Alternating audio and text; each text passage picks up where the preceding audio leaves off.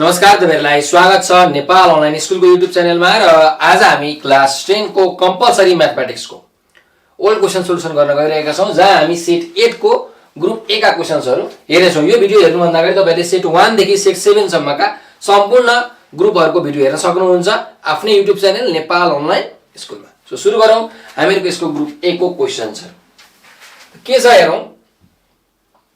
क्वेशनले भनिरहेछ यहाँ if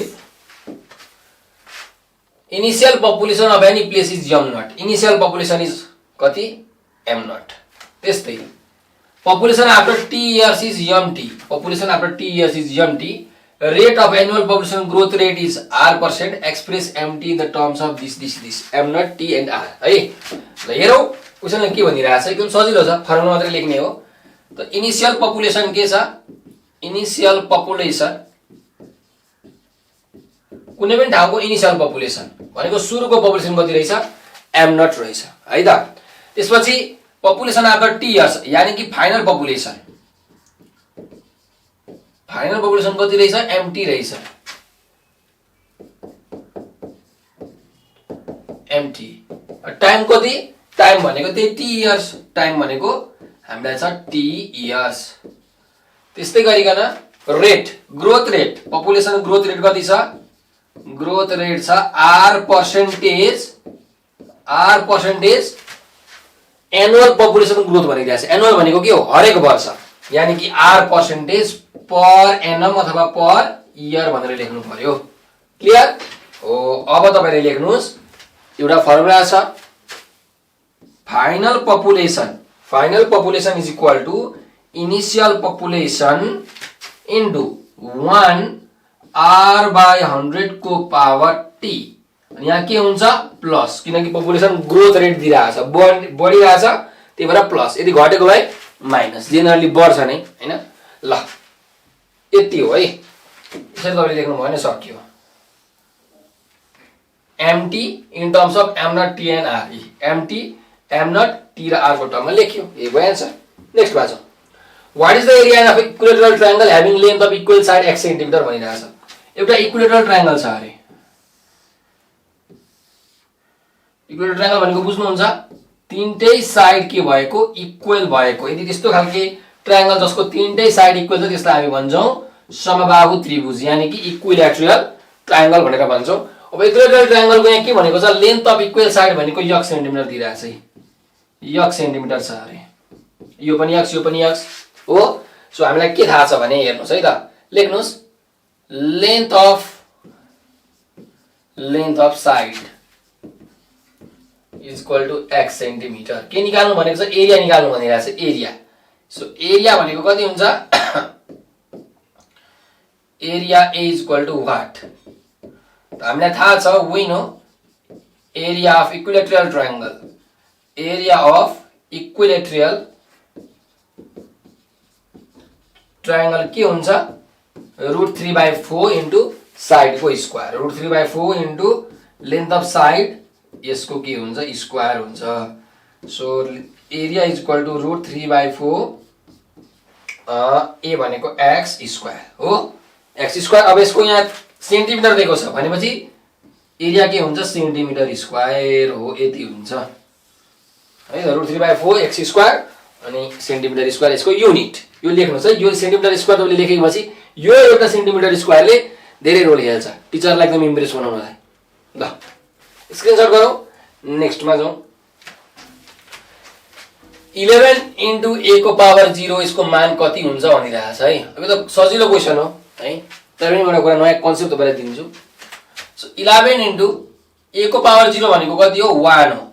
जस्तो सुकै नम्बर होस्, पृथ्वीमा भएको जस्तो सुकै नम्बर होस्, यदि त्यसको पावर 0 छ भने त्यो हुन्छ 1। 1 को पावर 0, 2 को पावर 0, 3 को पावर 0, 1 करोड को पावर 0, 10 अरब को पावर 0 त्यो पनि 1, -1 को पावर 0, -2 को पावर 0, नेगेटिभ नम्बर को पावर 0 त्यो पनि 1, फ्र्याक्सन को पावर 0, 1/3, 1/2, 1/5, 2/6, जेसुकैको पावर 0 होस् त्यो 1। तर 0 को पावर 0 चाहिँ 1 हुँदैन, बाकी जेसुकैको पावर 0 1 हुन्छ, तर 0 को पावर 0 चाहिँ 1 हुँदैन। यसलाई हामी भन्छौं अनडिफाइन्ड, के भन्छौं अनडिफाइन्ड फर्म, अर्को भाषा भन्दाखेरि इनडिटर्मिनेट फर्म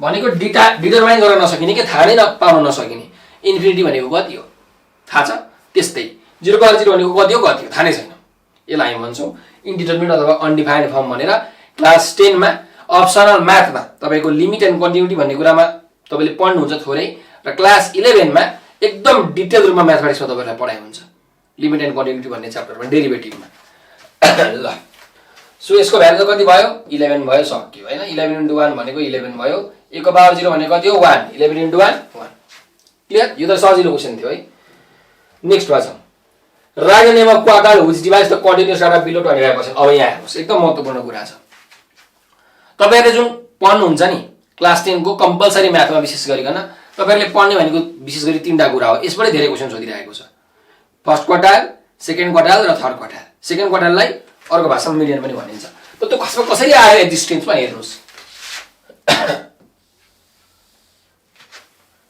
मानिलिउँ यो 0% को लाइन हो कति परसेन्टेज को 0% यो कतिको लाइन हो 100% को लाइन हो कतिको 100% को पोइन्टहरु मैले बनाए है त अब यहाँ हेर्नुस् ठ्याक्कै यसलाई मैले बिचबाट यसरी काटिदिए यो कति हो यो 50% कति हो यो 50% यसलाई नै हामी के भन्छौं मिडियन भन्छौं किनकि ठ्याक्क बिच हो त्यही भएर मिडियन के भन्छ यसलाई मिडियन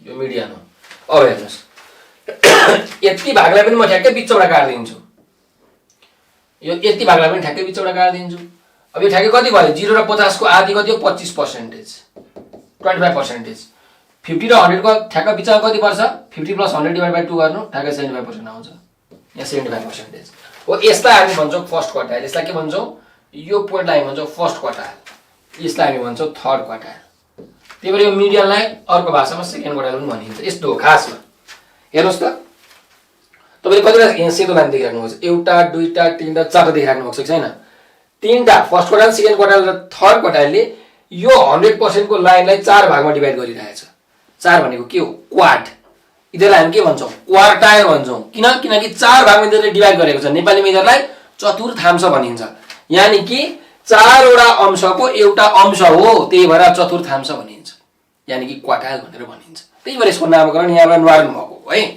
अब हेर्नुस् क्वेशनमा भनिरहेछ के यो तपाईले फिगर बनाइदिनुस् एन्सर लेख्दाखेरि यो फिगर बनाइदिनुस् टिचर खुसी हुनुहुन्छ अब क्वेशनमा भनिरहेछ के find what is the name of the quartile which divides the continuous data below 25% 25% भन्दा तल 25% भन्दा तल चाहिँ उयो गर्ने कुन हो डिभाइड गर्ने क्वार्टाइल कुन हो भनिरहेछ त हेर्नुस् 25% भन्दा तल डिभाइड गर्ने कुन हो फर्स्ट क्वार्टाइल हो कुन हो फर्स्ट क्वार्टाइल हो त यहाँ लेखिदिनुस्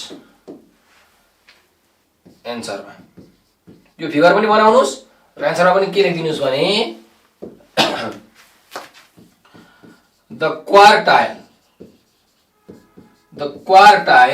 which divides the continuous data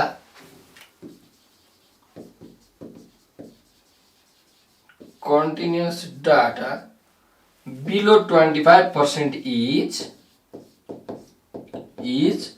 first quartile भनेर लेख्नु Q1 लेख्ने होइन सरी फर्स्ट क्वार्टाइल भनेर लेख्ने हो अनि ब्र्याकेटमा बरु Q1 भनेर दिनु है त ल यसरी तपाईले लेख्ने हो यो पनि बनाउने हो अब यो क्वेशनमा तपाईलाई बिलो 50% भनेको भए के हुन्थ्यो मिडियन हुन्थ्यो बिलो 75 भनेको के हुन्थ्यो थर्ड क्वार्टाइल हुन्थ्यो हैन म्याक्सिमम अफ बिलो 75 भन्नु भने के हुन्छ त्यही थर्ड क्वार्टाइल हुन्छ म्याक्सिमम अफ बिलो 25 भन्नु भने यो 25 हुन्छ फर्स्ट क्वार्टाइल हुन्छ यो हो कुरा है ल सो स्क्रिनशट गरिहाल्नुस् अर्कोमा जाऊ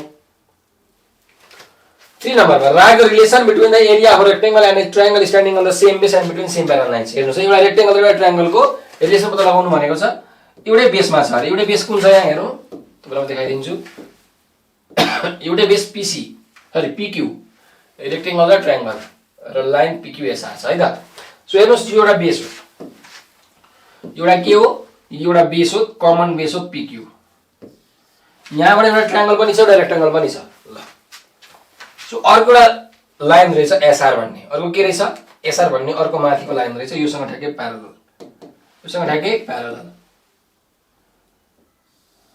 बनाएँ मैले है त। अब हेर्नुहोस् एउटा ट्रायंगल छ, यही बीचमा एउटा ट्रायंगल छ।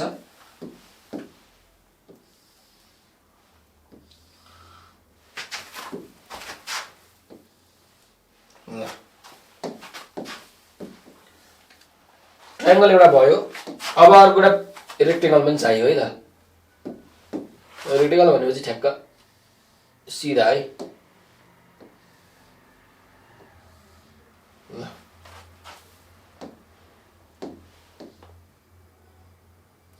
अब यहाँ हेर्नुहोस्, यो मैले एउटा ट्रायंगल एउटा रेक्टेंगल बनाएँ। रेक्टेंगलको अपोजिट साइड्सहरु के हुन्छ, प्यारलल हुन्छ नि, त्यसमा भन्ने कसैले कुरा छैन। यहाँ प्यारालाइन्स पनि भनेको छ PQ र SR भनेर, हैन? PQ SR। अब यसलाई एउटा नाम दिउँ T भनेर। अब यो दुईटाको रिलेसन के हो निकाल्नु भनेको एउटा फिगर तपाईहरुले बनाउनु यसरी चिटिक्क परेको। अनि अब यिनीहरु दुईटाको रिलेसन PQR भन्ने ट्रायंगल र यो रेक्टेंगल PQTS भन्ने रेक्टेंगलको तपाईहरुले रिलेसन लेख्नुस्। यहाँ लेख्नुस्, एरिया अफ रेक्टेंगल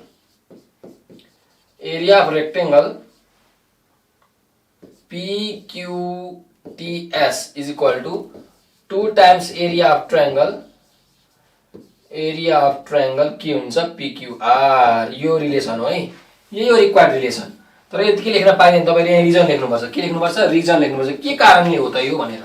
सो हामीले के थाहा छ, यदि एउटै बेस र एउटै प्यारलल लाइनमा कुनै पनि एउटा ट्रायंगल अथवा कुनै पनि एउटा रेक्टेंगल छ भने, कुनै पनि एउटा रेक्टेंगललाई के भन्छौं हामी? प्याराग्राम भन्छौं। सो कुनै पनि एउटा ट्रायंगल र कुनै एउटा प्याराग्राम छ भने त्यो प्याराग्रामको एरिया ट्रायंगलको डबल हुन्छ, अथवा त्यो ट्रायंगलको त्यो प्याराग्रामको एरिया ट्रायंगलको डबल हुन्छ, अथवा त्यो ट्रायंगलको एरिया प्याराग्रामको आधी हुन्छ। कुरो एउटै हो।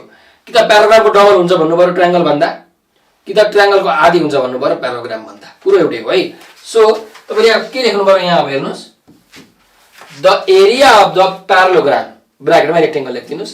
The area of the parallelogram ब्रैकेटमा rectangle is double of the area of the triangle standing on same base PQ and between same parallels PQ and SR। ये रिजन यहाँ लेखिदिने हो। सक्यो, फिनिश्ड। ल अब बी मा जाउँ। Right the relation between the opposite angles of a cyclic quadrilateral भनेको छ है 3 को बी मा। अब एउटा साइक्लिक क्वाड्रिलेटरल छ अरे। सो साइक्लिक क्वाड्रिलेटरल बनाऊ। साइक्लिक क्वाड्रिलेटरल भनेको के हो सबैलाई थाहा छ कि थाहा छैन? हेर्नुस्, एउटा कुन यस्तो सर्कल छ, कुन यस्तो सर्कल छ। अब यो सर्कलमा मैले 4 वटा पोइन्टहरु लगाए। के गरे? 4 वटा पोइन्टहरु मैले लगाए। मानिलिऊ यो एउटा पोइन्ट, यो एउटा पोइन्ट, यो एउटा पोइन्ट, यो एउटा पोइन्ट, 4 वटा पोइन्टहरु लगाए। अब यो 4 वटा पोइन्टलाई जोडेर मैले एउटा क्लोज्ड फिगर बनाए। क्लोज्ड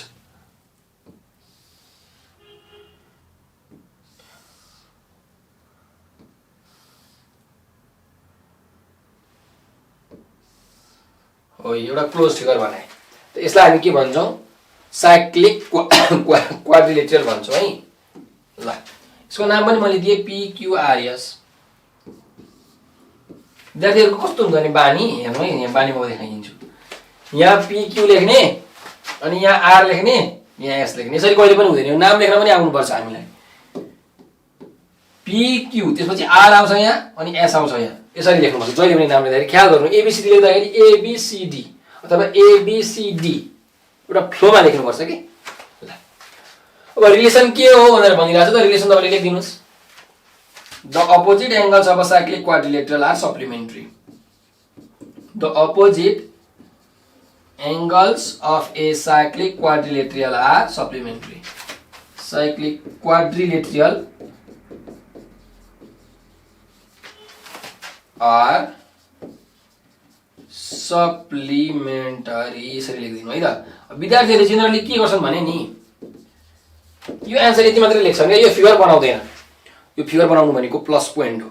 टिचर इम्प्रेस हुनु हो, खुसी हुनु हो, पछि मार्क्स बढ्नु हो है। प्लस अझै यहाँ लेख्दिनुस्, अझै खुसी बनाउनको लागि दिनुस् टिचरलाई। Angle P plus angle R भनेको कति हुन्छ? 180 डिग्री।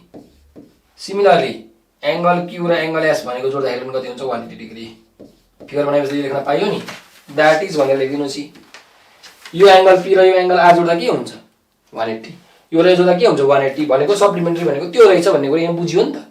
हो, सरले पनि बुझ्नु भयो। अब विद्यार्थीले खतरनाक बुझेको रहेछ भन्ने कुरा सरले पनि थाहा भयो। सरी इम्प्रेस पछि मार्क्स दनादन आउँछ। त्यही भएर यस्तो कुराहरू ख्याल गर्नुपर्छ। ग्रुप ए को क्वेसनमा एकदम राम्रोसँग ख्याल गर्ने, चिटिक्क बनाएर लेख्ने, भयोभरको जति कुरा दिन सकिन्छ सब दिने, टिचरलाई खुसी बनाउने, त्यसपछि तपाईँको दनादन मार्क्स आउँछ ग्रुप बी ग्रुप सीमा है। ल सो आजलाई मैले यति नै गरेँ। ग्रुप ए हाम्रो सकिहाल्यो र तपाईँहरूलाई यदि केही प्रब्लम भएको छ, केही कुरा सोध्नुपर्ने छ भने हामीको सम्पर्क नम्बर म दिन्छु तपाईँहरूलाई, त्यसमा तपाईँहरूले सोध्नु होला है त। ल 9849595895 यो नम्बरको भाइबर व्हाट्सएप अथवा टेलिग्राममा तपाईँले हामीलाई मेसेज गरेर क्वेसनहरू सोध्न सक्नुहुन्छ है। र एसई को कुनै पनि subject compulsory math, optional math, science, English कुनै पनि विषयको ट्युसन क्लास पढ्न मन लागेको छ भने पनि यही नम्बरको कि त भाइबर कि त व्हाट्सएप कि त टेलिग्राममा मेसेज गर्नु होला। हामीले अहिले क्लासहरू सञ्चालन गर्दैछौँ, धमाधम रूपमा क्लासहरू सञ्चालन भइरहेको छ। सो तपाईँहरू छुट्नु होला, छिटोभन्दा छिटो यसको टेलिग्राममा मेसेज गर्नु होला। विशेषतया टेलिग्राममै म भन्छु विद्यार्थीहरूलाई, किनकि टेलिग्राममै हाम्रो ग्रुपहरू बनाएको छौँ कि हामीलाई अलिक सजिलो हुन्छ। सो टेलिग्राममा सकभर मेसेज गर्नुहोस्, तपाईँलाई पनि सजिलो हुन्छ, पछि फेरि टेलिग्राम डाउनलोड गरिराख्नु पर्दैन र हुँदैन भने व्हाट्सएप भाइबरमा पनि मेसेज गर्दा हुन्छ है त। हस् त, आजको लागि यति नै। फेरि पनि यस्तै भिडियो लिएर आउने नै छु। हस् त।